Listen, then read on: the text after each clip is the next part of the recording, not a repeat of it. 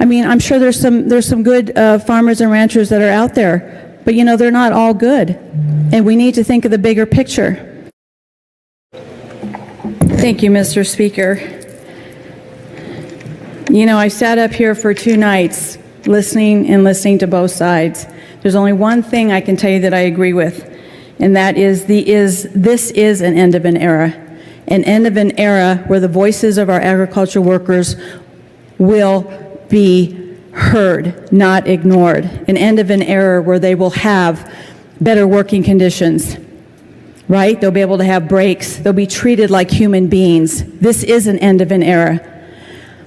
My mother is a first-generation Mexican-American. My grandparents were migrant farm workers. And you know what? They fought just to have sanitary conditions, drinking water, breaks, just humane treatment.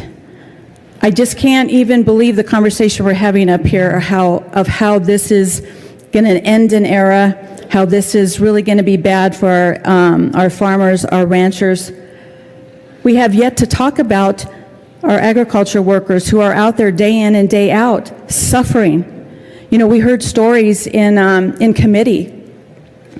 There was a woman there that her husband has a health condition, and she really takes care of the family and is the main breadwinner. And we heard really actually some of the gruesome details as to the lack of fresh water, the breaks that she didn't get. I mean, I'm sure there's some good farmers and ranchers that are out there, but they're not all good. And we need to think of the bigger picture. So when I stand here hearing how this is a devastating end to an era, I hope it is.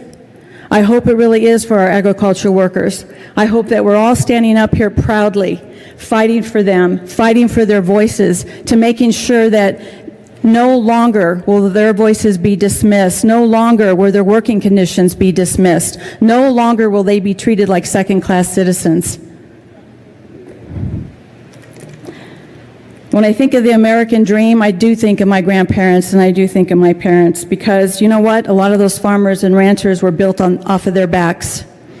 And they were proud and they worked hard. They never complained. They did it day in and day out. And they taught us that when you hit the bottom, that's when you even work harder. That's the foundation in which you build. I ask you to vote yes on this bill and to remember that we are doing something good here. Thank you.